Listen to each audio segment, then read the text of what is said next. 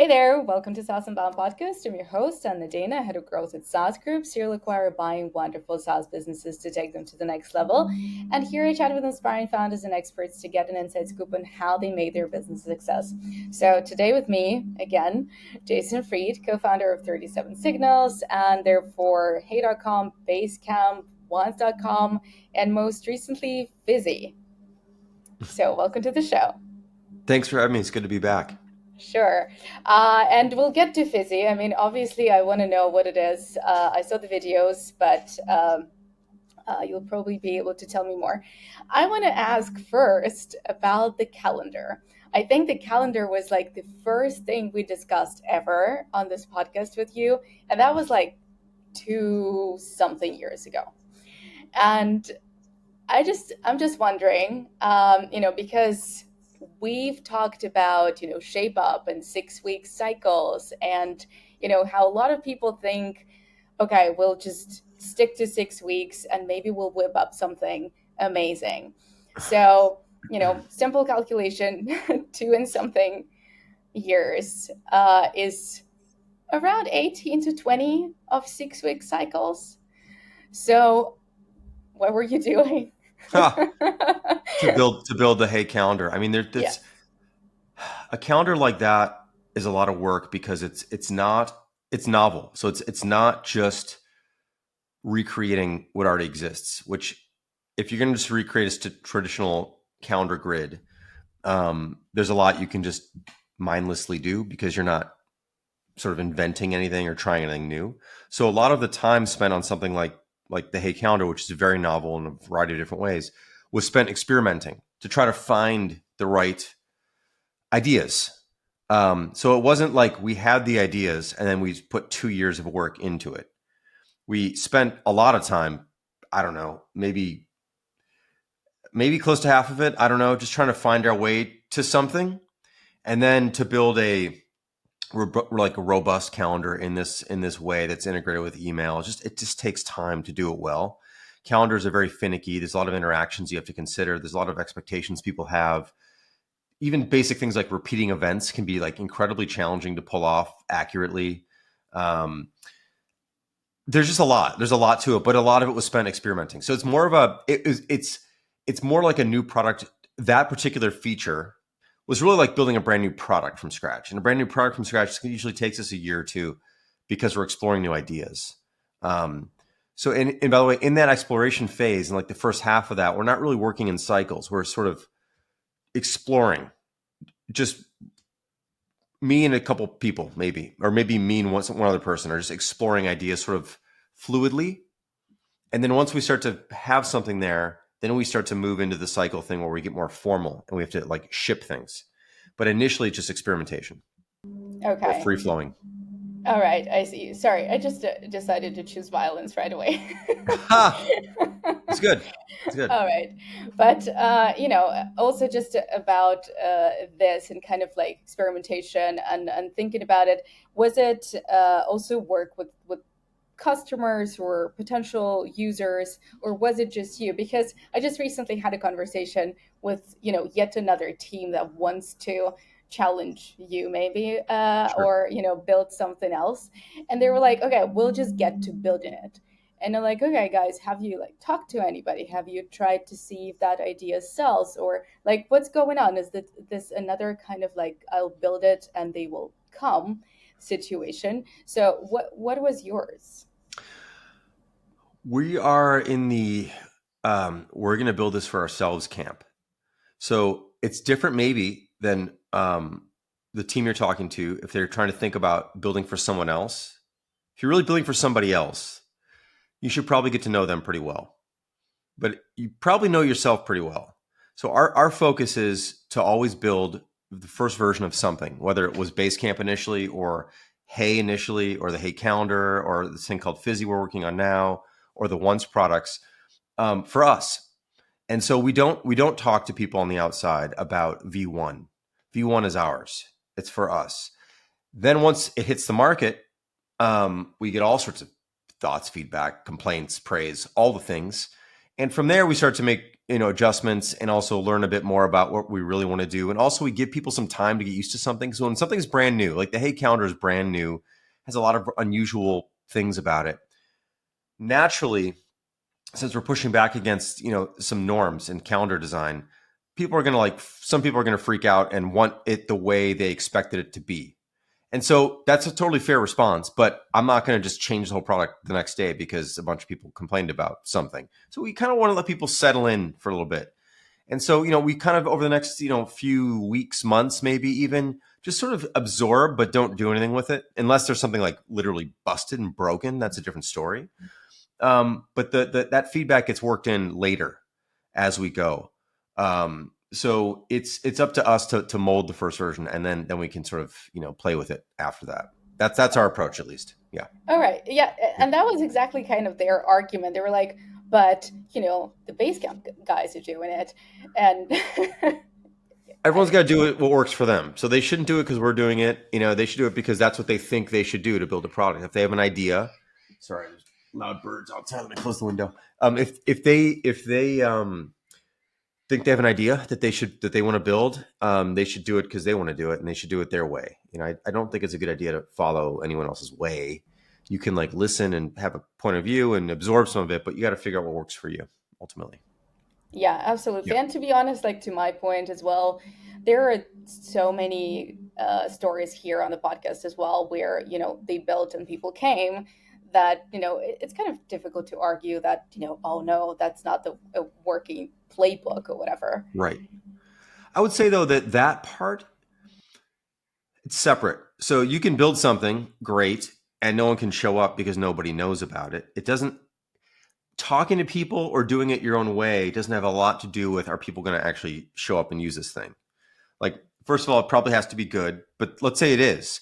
The hardest part is still distribution, getting people to pay attention, getting people to know, getting people to hear about it, getting people to maybe switch or even consider switching from what they're already using. Someone's already using something. Like it's not like when we launch a calendar, people weren't using a calendar before. Like you have to make something that's compelling enough for someone to give it a try. That's the hardest. Well, I shouldn't say the hardest part. It's a very hard part of this. So it's not so much the method in which you build it that matters as much as it is like, now do you have something people want to try, people want to use? And if so, how do they even find out about it in the first place? That is really hard for small teams with no built-in audience, no marketing dollars, no anything. That's hard.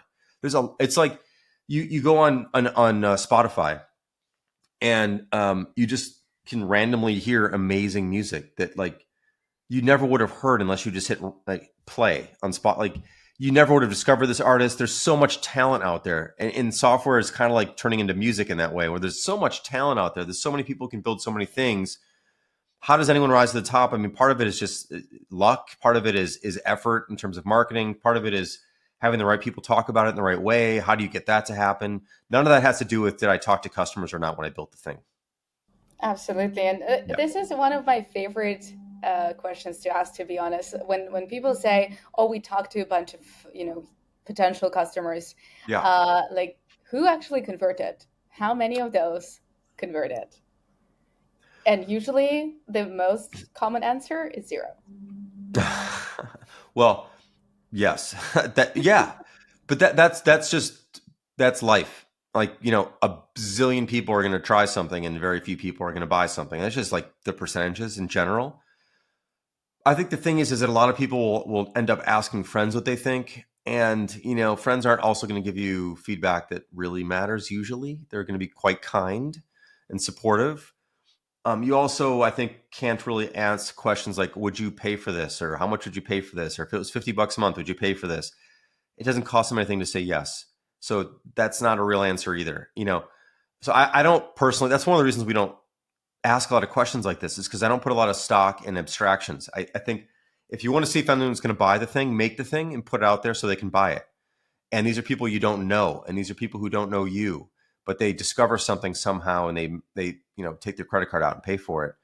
That's the only conversion that really matters, not the fictitious or the predicted ones or the ones you think are going to happen or the promises that people might make ahead of time. Yeah, when you put this out, totally, I'll totally use that. Like, No, you probably won't. And it's not because it's not good, or it's just like why do you need it? You probably have something already that works, and you're just being kind. So I think it's important not to convince yourself that because the people you ask, they seem to like it, that means anything. I would say it means pretty much close to nothing. You have to put something out there for real to find out if people are actually going to really buy it or use it. Okay. Yeah. And yet, your video about Fizzy going on, what it is about, is out there on social media Yeah. to still get the feedback.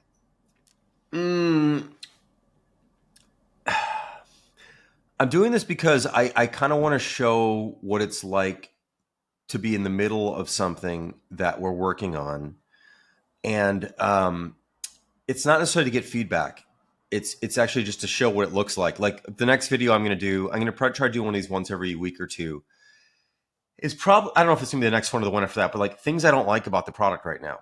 Like things I'm like, I don't know about this. Like here it is, but I'm not sure I even like this yet. And we're just like in the mid, we're trying this. We're seeing how it feels. Like there's some stuff that bugs me, and I just want to share that because it's not something you typically would hear. And I'd like to actually see more of that. I'd like to see more people talking about things that they're in the middle of, and not like just look at how cool this is, but like look at how I don't know this is yet.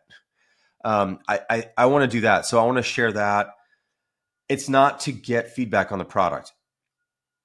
In fact, somebody asked me, one designer asked me, he's like, "Do you want some design feedback on this?" And my response was, "No, I don't." And I don't because I'm not looking for that right now. And I have my own design feedback on it to deal with, and like I have my own thoughts on it to deal with. Like I don't actually, I'm not putting it out there. It's not that you might not have good ideas. It's just like I'm not. I That's not what this is about yet for me.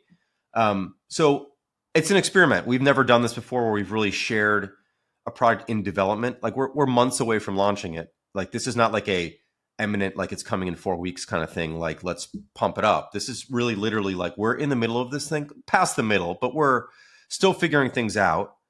And I just want to show what that process is like. All right. Yeah. So what's Fizzy, and how did you come up with the idea? Why did you decide that this is the thing you want to build right now?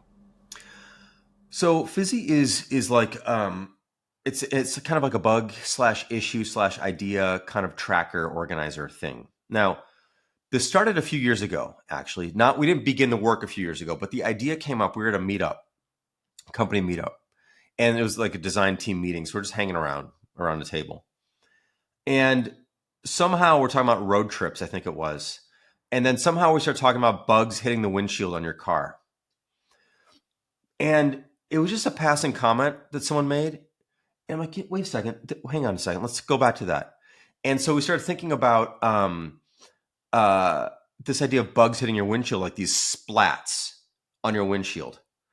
And I'm like, wouldn't it be kind of interesting to make like a bug track? We've been talking about making one for a while, sort of, but like, wouldn't it be interesting to make a bug tracker that was just like splats on the window?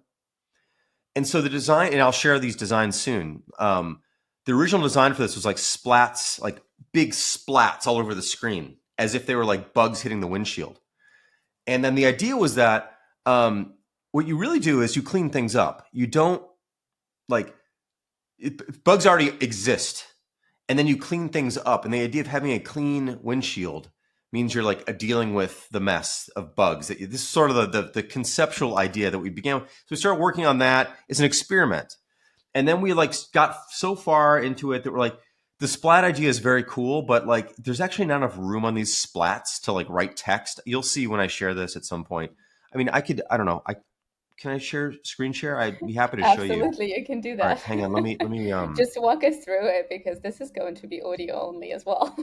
Okay, cool. Well then, all right. Well then, So far, when I think about it, because I also took a road trip on a bike, and the bike splats were on my helmet as well. And yes. the thing I'm thinking about is like taking them off was just such a mess because then you have to scrape the guts. It just becomes messier and messier the more you were trying to clean it. Yeah. Well, I'll tell you what, I can't share this now. I'm seeing now I have to give Chrome permission to do screen sharing, which means I have to leave Chrome and then I'd leave. Okay, we'll I'll do get this very soon though, like okay. online. So like, but anyway, the point was it started out with a totally different idea. Okay.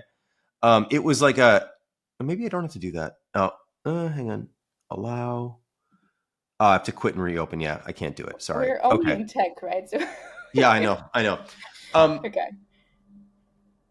okay. So I'm just. You can still see me. Everything's okay. Yeah, yeah, I can see All you. right. Good. Okay. So anyway, it started out with that other idea. We started exploring just for fun. Like I don't know. This is kind of a wild idea, and then we got into this thing like splats don't really work so well. What about like bubbles? What about things like bubbling up? Like issues bubble up. This is another thing that we talk. And then we started making these bubbles, these rounder things. And that was kind of interesting for a while until we again hit the limits of like practical space with a circle. Like you can't write a lot of text in a circle, and they're just got a little kitschy, and like, I don't know.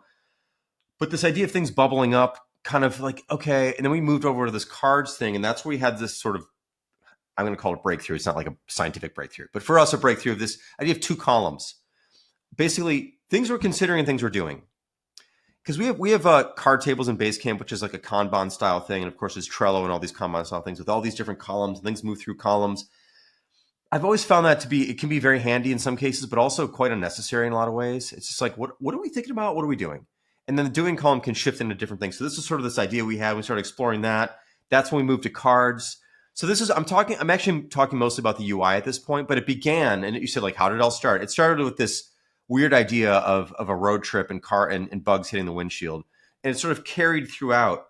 And the thing that I noticed was that this is one of the things I'm still working through is people say like why not just do this in Basecamp? Because this is historically what we've done. We've tracked bugs in Basecamp. We set up a card table and different projects in Basecamp. We put bugs there and issues there, and it's all in Basecamp, which is where everything else is.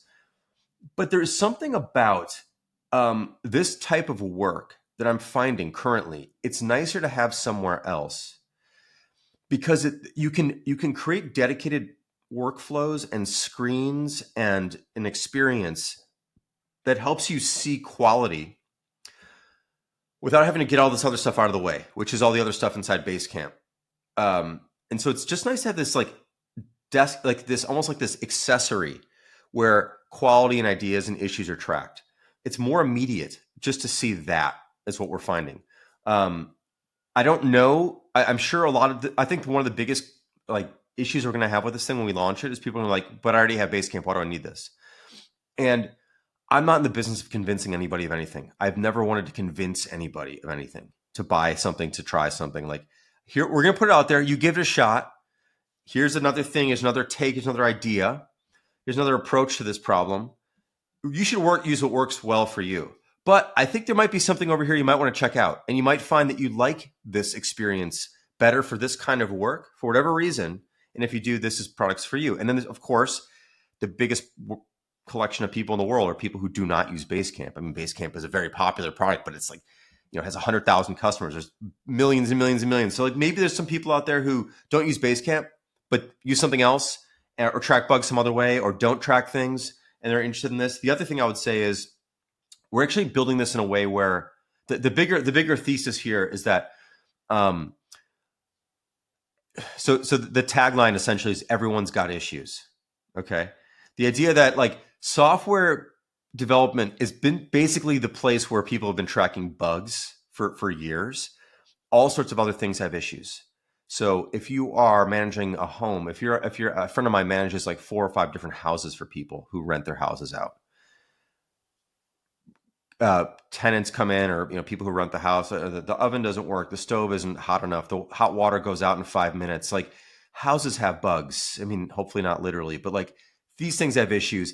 And what I've noticed is that like all sorts of things and systems and places have issues, but most of the things that people use to track these things are highly technical, overly sophisticated, and built for development teams. You would never use Jira if you're just managing a house to keep track of stuff that's busted, but you really want to keep track of it. And where is it? Who's on it? Who's assigned to it? Has it been done yet? How long has it been sitting there undone? These are things that you want to actually keep track of as well, just like software developers want to keep track of these issues. And so we're making something that is, I hope, and I believe is far more approachable and far more applicable to far more situations than what most people consider uh, a bug tracking tool to be, which is primarily for technical teams.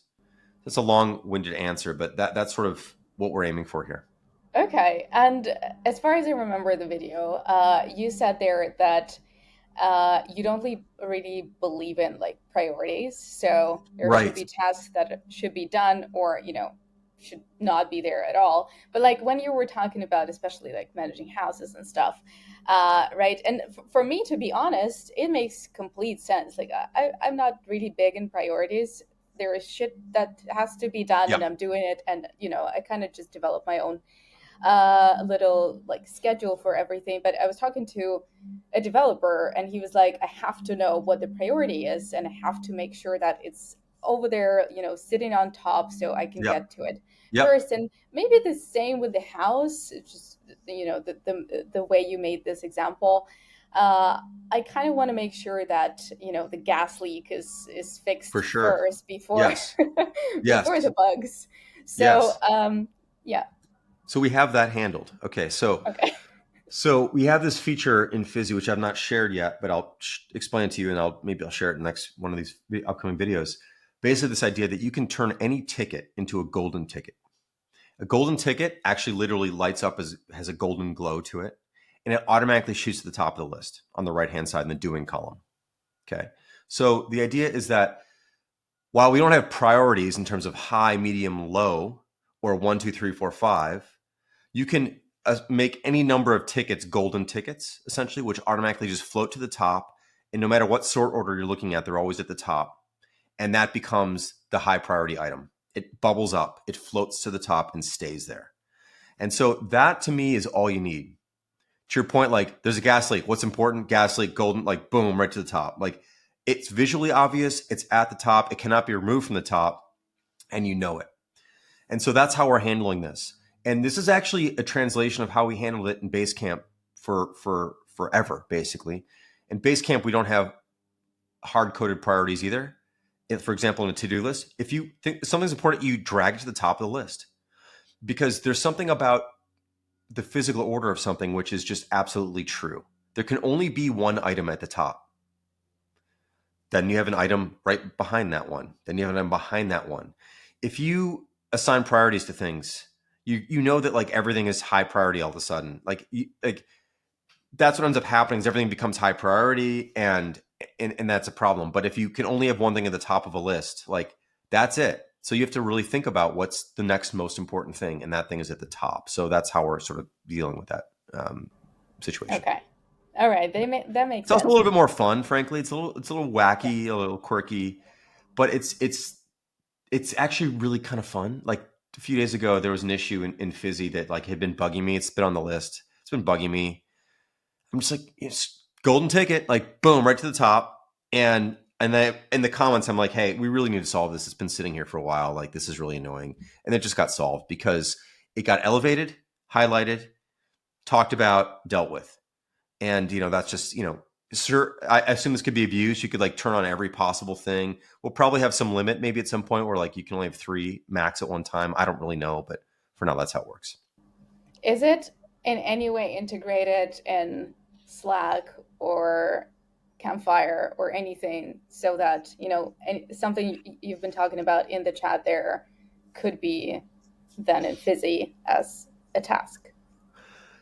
Yeah, it's not at the moment, but we are going to build. There'll be an API. We're probably going to look at some agent stuff as well as MPC, I think is what it's called, or MCP. MCP, actually, what's the acronym? Anyway, we're going to be looking at some of those things for sure. It's too early right now for that. We're not. It doesn't. It's not necessary in the building of the product as it is right now. But there'll be webhooks and some other API stuff where we can pipe things out or pipe things in, and Okay. and so you can be notified elsewhere if you want. There's also notifications in the app, of course, and that sort of thing. Yeah. All right. No, it's just interesting because I just hosted an event in San Francisco, and a founder walked in, and he was like, "You know what? Forget about this old thing. I'm building something new." And I'm like, "Okay, what kind of AI is it?" And he just laughed, and he was like, "How do you know it's AI?" And I'm like, Right. "Well, we Yeah. know." Right. So, We know. uh, We yeah, know. I was wondering why it's not AI, and like, is there anything that's still AI, or are you kind of still guys on the sidelines watching how it unveils? What's going on? Yeah. Yeah. No, we're. we have some little magic that we're gonna hopefully ship in V1 that we're working on with this product. This is sort of our um, testing grounds for a lot of things. So one of the reasons we build new products is to test brand new ideas. So we've got some really interesting, and David will be talking about this in time. Some super interesting new back end tech for this. Um, that hopefully eventually will make its way into Rails. But right now, this is like the place we test this out. And we're also doing some AI stuff, but also some command line stuff. It's not just natural language. There's also some commands you can run that are like keyboard based, but you actually run them like in a terminal, basically. Um, so if you look back at the demos I've given, I haven't shown this yet. I mean, it's in there, but at the bottom there's a black bar. It says Fizzy do, and there's a little caret prompt, basically a bracket. That is going to be a perpetual, always available command line. And on that line, you can do all sorts of things. You can like look at a car and be like, reassign this to Jay Z and tag it, whatever. Or you can use it for just search. Or you can say, just show me all the stuff that's assigned to whoever, or show me things that are expiring soon, whatever. And it's not like you're not asking it questions about the world. You're asking about questions about the data set, but you'll be able to interact with that with some degree of natural language, and hopefully a lot of degrees. We're still figuring this stuff out. So, but this idea of this bar, this what we're calling the do bar, Fizzy do. When we work on a new version of Basecamp, which we've begun, Basecamp will get that bar. We'll inherit a bar like that as well. So it'll be like Basecamp do. And this is like a new paradigm for us. This idea of the two trays, one tray on the right, one tray on the left. So your notifications being the bottom right corner, your, in this case, pinned cards being in the lower left corner, and then in between those is this command line. So, but it's not like help me write, like summarize this, or help me write this thing. It's actually like interacting with the data in a way that's faster than moving the mouse. But you can still do all the things with the cursor, with the mouse, whatever. Yeah. Okay. What was the tipping point for you when you realized, okay, we're finally doing it? Because the last episode you said not yet. Yeah. I mean, tipping point. I mean, we've always been curious about it. I think we just had to begin exploring it in a way that we felt like it made sense. And sometimes it just takes a new thing to open your mind to try something. And this is the mindset we're in right now with this product is experiment. This is like a new UI paradigm for us in general. There's like a lot of new ideas. There's a lot of new tech behind the scenes. We're just open to it. So this is like a good, oh, why don't we try this idea?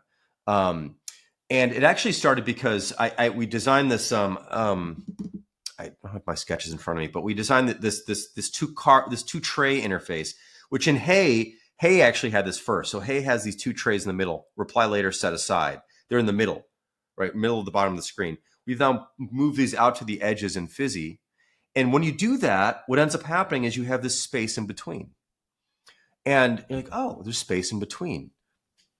And then you're just like, oh, what if we put something there that was like we could work with? I don't know. Like I had the terminal open. In general, I'm like, well, I have a kind of a narrow terminal window, and we have like a narrow space here, and there's like, it just kind of like it emerges, like something emerges here, and now we've got like this line where I could type some things. I'm like, wouldn't it be interesting if you could just like interact with this thing in that way? And like, yeah, it's kind of cool. I don't know, maybe. And then one of our programmers, Jorge, just like dove into it and just started making it work. And then once you see something working, you can't unsee it. You're like, oh, this is great. This is better. Can we make this really work? Like, because it works like in some controlled environments, but can we make it really work? And then we just started making it. It doesn't really work yet. It works, but like not as well as we want it to. But we're just experimenting with this at the moment. But then the paradigm that we started working on Basecamp 5, a new version of Basecamp, and then we're like, this idea, this structural idea with the corners and the thing, let's bring that over there. And then you think about, well, Basecamp has a lot of data you can query, and like this is going to be even better over there. And I don't know, the tipping point, frankly, was just like an excitement over an interface idea that then like opened the possibility to say, well, why don't we maybe try this idea now here? There's a place for it. There's a space for it. And that's how it all kind of came together. I mean, we've been using LLMs and stuff internally for I mean, all individually as well, just for fun and for programming and for design and for asking it things about the world and whatever. So it's not like there's some big revelation, like we just discovered these things. It's just like we didn't really have a place for it before, didn't really fit anywhere. And so now we've baked it in from the start with a new product. And I think it feels pretty good. All I'll right, show that's this off soon interesting. too. It's again, not like fully functional, but I'll show some things that do work. Yeah. Cool. All right, looking forward Yeah. to it. It's Yeah. just, yeah, the way you talk about this, it feels like you're in a very much in the UI kind of experimentation phase. But I want to talk about your last experiment, which is Campfire, and Yeah. how it's going, and Yeah. what are the learnings so far, because it was a big boom for a Yep. while and then it died down a little bit. And to be honest, I haven't checked anything recently, but Yep. maybe you can tell me. Yeah, so Campfire was our first once product. Once is this idea once.com where you buy something once and you get all the code and you install it yourself and you run it yourself and there's that. So started out big boom, big boom, like we're selling lots and lots and lots of copies. And then it's kind of petered out. So we sell a handful of copies a week at this point. So it's not like it's not paying any bills. It's sort of just a steady trickle at this point. And I think that the reality is, I think what we've discovered is that this is quite a difficult business model. Um, Especially like, even though we've made this extraordinarily simple, like literally there is one command you run in a terminal, it installs everything, and you don't need to know anything about how to run anything, and it works. It's almost too good to be true. But even that is still too much for a lot of people who just don't want to deal with installing their own software. I think we're actually just really early right now on this. I think this is going to become more and more of a thing, but we're just too early. And like these super early adopters, they bought it and they're using it. And there's some wonderful examples of being used in incredibly interesting places. Um, I was doing a podcast yesterday, and the woman who's hosting it, she's like, "We just got it. We're running our whole community on it. Like, it's great. It's like Slack would be enormously expensive. Like, this is like $300, and like we have an IT guy, and he set it up, and it's great. It's killing it. It's working great." I'm like, "That's exactly what this is for, you know." But there is a technical hurdle to get over. So, and we made another one's product called Writebook, which lets you publish online books, and that's entirely free. Get all the code as well. But I think that we've kind of put that idea on the back burner for a minute, and um, it exists. You can go buy Campfire, you can go buy Writebook. We've made a variety of updates to both of these products, but they're kind of going to sit there for a little bit, and they're just not going to pay the bills. So Fizzy is going to be released as a SaaS product. What we've actually talked about, or laying the foundation for this, is the ability potentially to go from SaaS. So let's say you're using Fizzy. This doesn't exist yet, but this is something we're thinking about and working on. Using Fizzy for a year, for two, and you want to host it internally later. You decide later on you want to bring this in house. We want to make that possible. So that's another path we might follow, which is starting everything out on SaaS and then giving someone the option to essentially buy it out and then host it locally. That would be kind of an interesting path. So we're not done chasing this and exploring this, but it's not going to take over the world. I mean, that was never the intention anyway. But it's not. It's a hard road. And I would encourage. And people have been asking me, like, I'm starting something new. Do you think I should do this? I think you should do SaaS still. I think if you want to have steady income, you need to have reliable, repeatable income. And selling software one off is still very hard. It's different perhaps if you sell like desktop software where you double click and install whatever, but like server based software is still hard for people, even though what we've done is it couldn't be any easier, basically, and it's still too hard for some. Yeah, Yep. Yep. that makes so much sense, to be And it's, honest. like, again, like this, like we don't regret doing this at all. Like we actually learned a ton. A lot of ideas came out of this. Some actually really fundamentally important ideas came out of this. And it was an experiment, and that's cool. Like I'm totally fine with that. And we might continue this experiment down the road. We're not, like, the products are still available and everything as well. So they're not going away or anything like that. But we're just focusing on other areas right now and other business models. So that's just sort of how that panned out. What is the fundamental idea that came out of it? There's some technology that came out of it.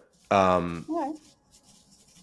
So some I'll just say like some database stuff came out of it that David will be talking more about later. But there's some underpinnings here which uh, have been extended in a sense to Fizzy, and then potentially in the future to Basecamp or other tools that we might make. So there's some fundamental insights there. There's also some interface stuff. So on the interface side, Campfire and Rightboard have their own very, very simple interface. Like those products are remarkably straightforward and simple products, like very simple. And a lot of those ideas, some fundamental ideas on like inviting people, on setting screens, on some other design architecture things, are making their way into Fizzy, and then and going to make their way into Basecamp 5 as well. So it was a place for us to prove some new interface ideas, some new technology ideas, and to get back to like what is the simplest possible version of this thing. That's a nice place to be again, and to sort of reset. And so we're trying to bring that into Fizzy at a slightly more sophisticated level, but still like 2 columns, colorful cards, a handful of buttons, and that's like it. There's like a lot you can do, but not much to do. That's sort of what we want. That's the kind of balance we're looking for. And again, it's very hard to experiment in that way unless you have a blank slate to start from scratch and allow yourself to try something brand new. All right. Yeah, Yeah.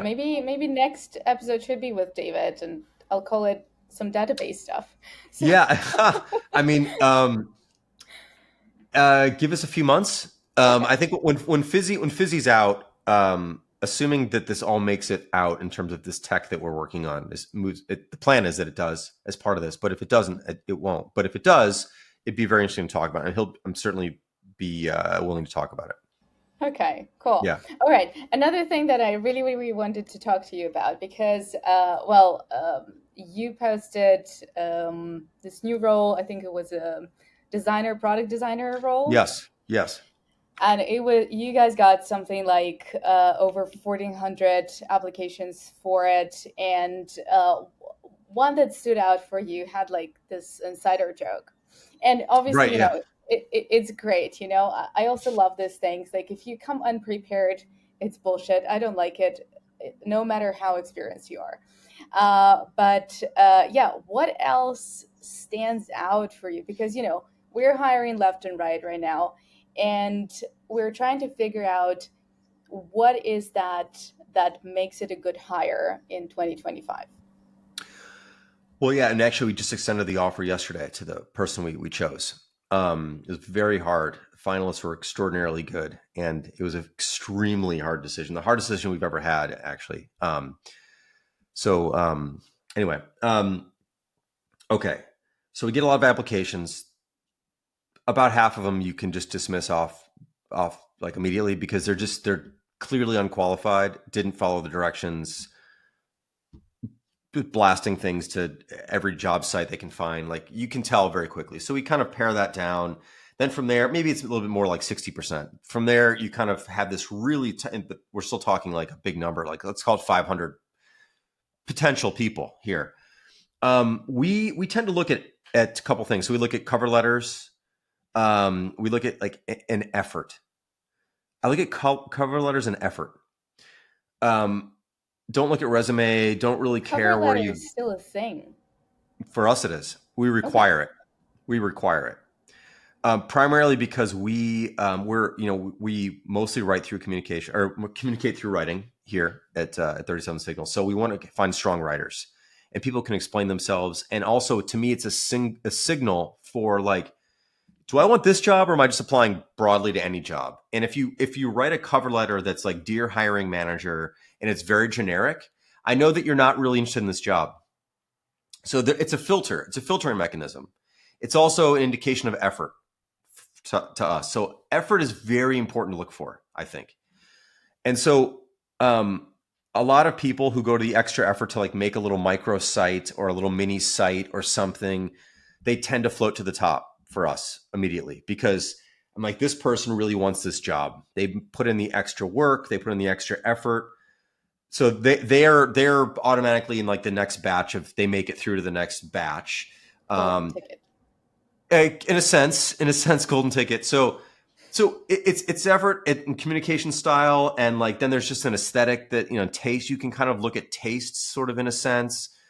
But the other thing is, the other thing about the cover letter is people typically will tell a story that's important. I think, like, who are you? Why this job? That kind of stuff's important. So kind of whittle that down. And then we just sort of, like, you kind of go from there, and you start to just intuitively get a sense for, excuse me, for who's who would be good for the team, who would be right for this job. um, Andrea and Bethany, who sort of run our people ops, they are the first line of interviews and filtering. So we'll filter it down. They'll talk to some people. They'll whittle it down a bit more, and then the design team gets involved. So typically, it's two people on the design team who then get involved. We're down to like 100 people or whatever, and we kind of whittle it down to like 20.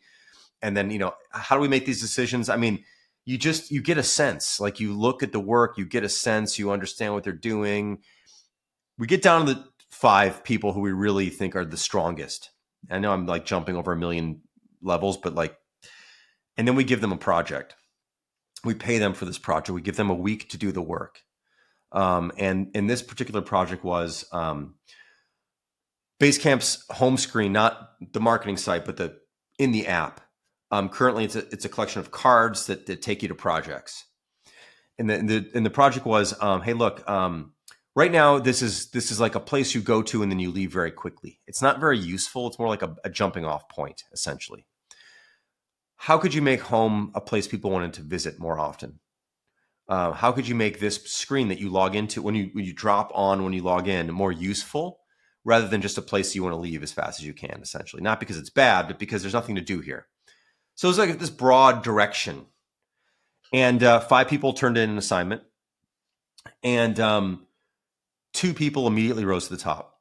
It's really interesting because you have these 5 people who are really strong, and the work just always separates the finalists, the top 2 usually. It's just very obvious. It's not that the other work wasn't good.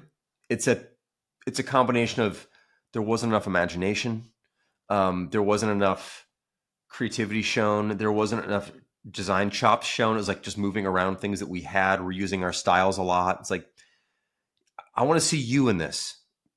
Who are you? Anyway, 2 rows to the top, reviewed them in detail, interviewed them in detail. That's when I jump in. I'll jump in on the final interview. And then we had a long deliberation, multiple days of, not full 8-hour days, but multiple calls over multiple days. Let's sleep on this. I don't know. Wavering between both. Like, I think it's this person. I don't know.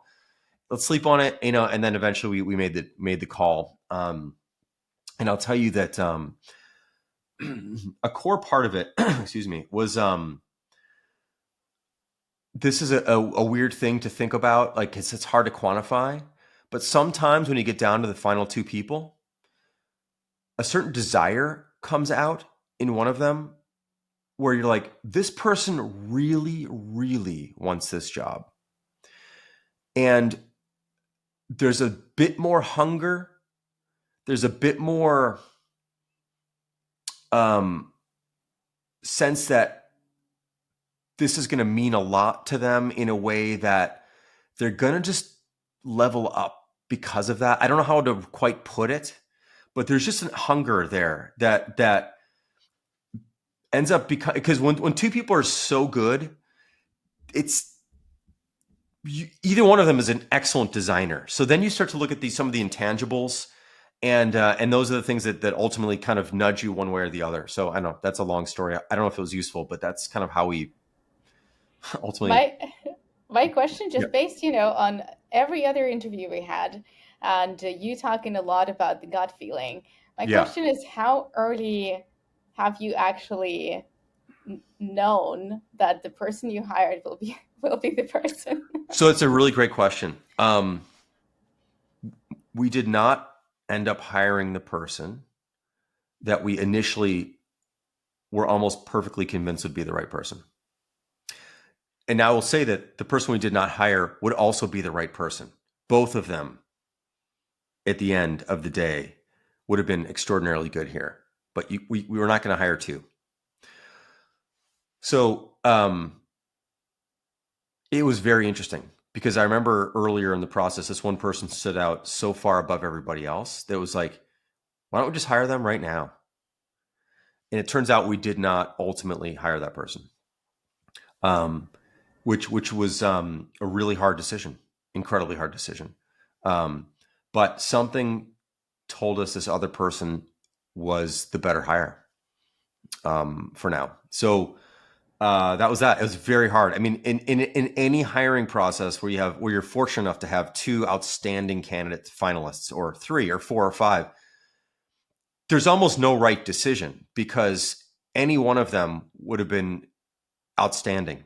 But you have to choose, and then it's just like you end up almost, in a sense. This is going to sound negative. I don't mean it, but like you just like end up flopping into one camp or the other. You're like, eh, I I don't know. Let's just, yeah, and you just like you go for it, and you often lose great people that way because like this other person was awesome, truly, but so was this other person that we hired. So I don't know, that's how it goes.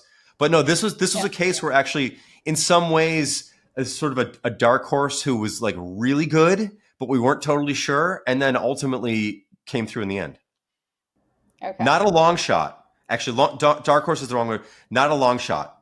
Like a favorite to win, Mm. but kind of came from behind in a sense still, and just kept at every step of the way kept impressing more and more and more. And the final Mm. project, I think, was Okay. really the key differentiator. I get what you mean. All right. Another question that I wanted to ask, kind of in the same a little bit of a universe, but one of the things that we also talk a lot about now at saas group, we're growing and the brands are growing and everything, and I feel like I know what you're going to say, but still, measuring developers performance, productivity, efficiency, whatever, velocity. uh, do you believe in that? Do you think there is a good way to do that? And if yes, maybe there is a way that you guys do it in Basecamp and can share. Yeah. The answer is going to be unsatisfying. It's like or you don't know. Like you pretty much know. Like who's pulling their weight. You know who's good. You know who's improving. You know what trajectory people are on. So it's not so much about measuring performance. It's about paying attention to trajectory. Is this person getting better? Um, are they junior and they're like on an amazing track? Have they sort of stalled out? Where have they stalled out? Some people stall out. Like, not that they're not good. They're just like, that's the best they're going to be. And depending on who they are and how long they've been here and what they're doing, what they're working on and what they're content with, we might be content with that too. At that point, it's about like, don't lose skill. Don't fall backwards, because that can happen too. So it sort of depends. You kind of depends the track people are on.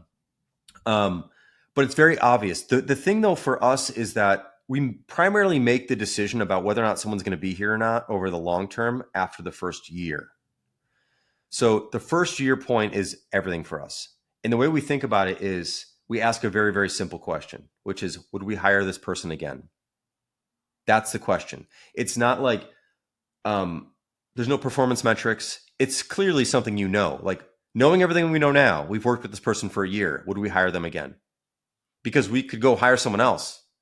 So you're basically rehiring somebody after the first year. And that is like one of the most clarifying questions I've found in business, period, is, would I hire this person again? And if the answer is no, they're pretty much out. If the answer is yes, then you're like committing to them and you want to help them get better. It's not like at the end of year two, you say, would I hire this person again? Although implicitly you're kind of doing that, but not really. They kind of got over that hump. Now you're looking at the trajectory that they're on, because they're now on one. And then you're judging whether or not they're continuing. We've had a number of programmers over the years who've been around for 3 or 4 years, stalled out. Um, and stalled out at a level that we just weren't content with. And but they thought they were better perhaps than they were at the moment. And we weren't really happy with what level they were at. And that just didn't work out. So there's times when like 3 or 4 years in, it's time to let someone go. There's other times where someone's been around for 3 or 4 years and they've achieved, like they've kind of overachieved. They're happy with where they're at. We're happy with where they're at. And they might just stay there again, but they're like, they might stay at a senior level versus moving to lead, let's say we have like, junior programmer, senior lead, principal. There's only a few principals, very, very, very few principals. There's a few more leads and there's a few more seniors, and some people might just cap out at senior. And we can be okay with that in some cases, but there's other cases where you're like, we expected this person to be a lead and they're not there. And they're not there yet. And they've kind of, their curve is sort of flattened and they're probably never going to get there. That can be more of a problem than saying like, we expected this person to be a senior and now they're a senior and they're a great senior and they're going to stay senior and they're happy with that. We're happy with that. That's how we look at that. But there's not data or metrics. We do look at some check-ins. So in Basecamp, we have this feature where you can write automatic check-ins where we kind of look back on what people have self-described the work that they're doing. And we kind of look back at that to get just a sense, and you can kind of pick up on like, is someone really doing stuff or not? And you look at the work, of course, always, but you get a sense there. But for the most part, it's a really good feel because we work very closely with everybody. We're a small company, small teams. We have like 10 programmers. We have other people in ops who are technical and programmers, but not product programmers, for example. Like we don't have that many people. It's pretty obvious who's pulling their weight and who isn't. And that's an advantage of being small. I think if we had hundreds or thousands of people, it'd be a very different scenario. But I think ultimately at the end of the day, it's still the right question to ask after the first year. Would we hire this person again? Okay. So it's Yeah, definitely not about, the number of lines that they wrote not at all. or No, yeah. I think that's like, it's just measuring something that doesn't matter. Like if you're really efficient and you write fewer lines of code, is that a penalty? Like what? Like that doesn't make any sense. We actually would prefer people delete code. Like it'd be, anyone who's like removing code and not, screwing up the product. That's like advantage actually. So we don't look at lines of code. We don't track things like velocity or any of those things at all. We just work together. And it's pretty obvious if you're good or you're not. It's pretty obvious if you're getting better or you're not. It's pretty obvious if you're falling back or you're not. It's just pretty obvious, frankly. And it should be obvious. And I think that's the kind of company you want to have, is an obvious company. Yeah. Okay. Yeah. Yeah, that makes Yeah. sense. I mean, at the end of the day, like you said, it really depends on like the size of you as well. It's Yes. just a little Yes. bit different if you Yeah. have hundreds of developers. But yeah, okay. And Then, also it depends on how many layers of like management you have. So mhm, if you have 4 or 5 layers and the hiring person or the person who makes the call on whether or not this person sticks around is like so far removed from the person doing the work, then it's hard for that person to really be able to answer that question. And I don't want to, we don't want to get to a place where it's not direct in that way. So that's just this is our approach. Everyone's going to do it a little bit differently. I do think though, however you do it, if you manage, if you measure things, whatever it is with numbers and data and lines and velocity and tickets completed or whatever it is, I think it's still valuable to ask yourself the simple question: knowing what I know now, would I hire this person again? Because I think it just cuts through all of the comparative data and just says like, what do I really think? And I think you should have a thought about the people you work with. Yep. okay. That's a Yep. great one. Thank you. Yep. Yep. Okay. So as usual, we have a couple more minutes. Yep. What's your hack this year? Anything new that you can share, with, you're exploring AI. Come on. Our hack, my hack. I don't even know. I don't really use that word ever. I've gone back to sketching a lot on paper.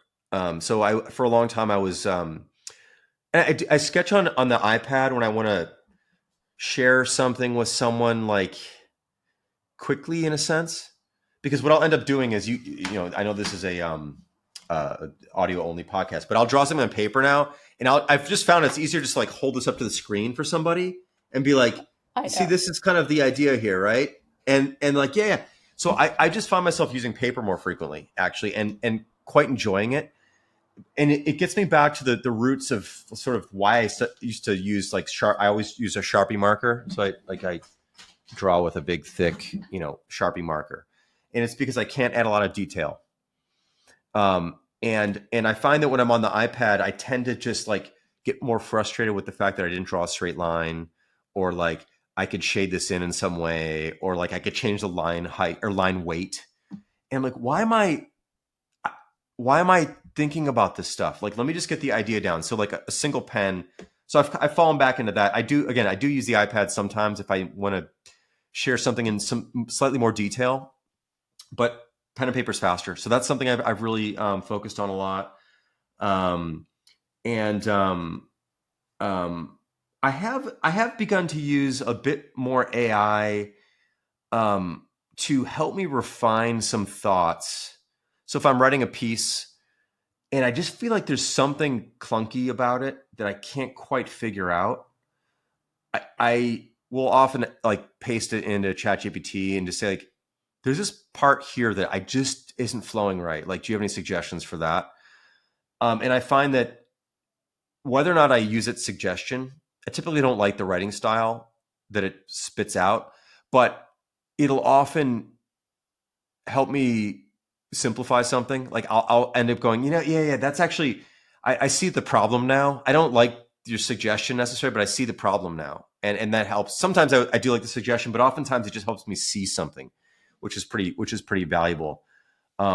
So I still always write everything myself initially, and then I will ask for some editing assistance occasionally from ChatGPT. I still like ChatGPT the most. I've tried Claude, I've tried some other things, but I I was like just its about to style. ask. Yeah, I like its style best. I don't know for whatever reason. I like it the best. I don't Do know. you It's hard still to say. Google? I don't use Google at all. I don't search.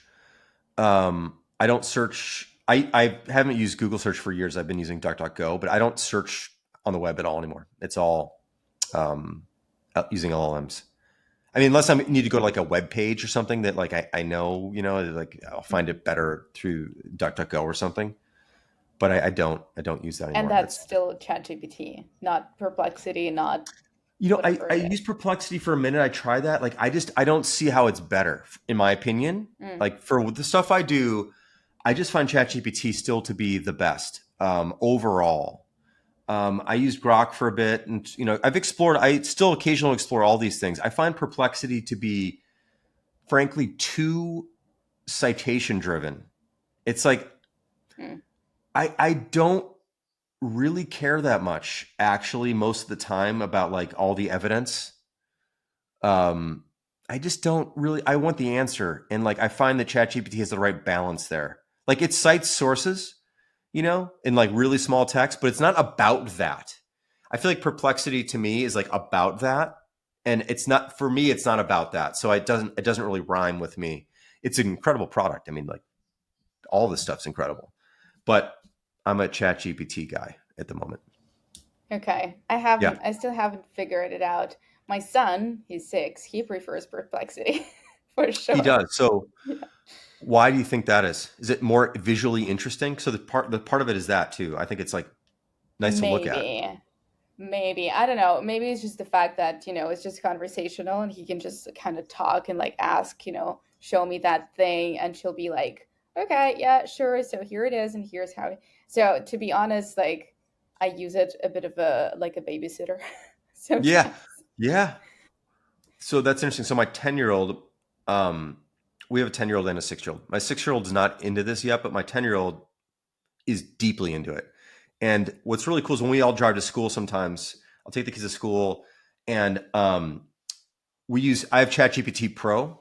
So the advanced voice is just incredible.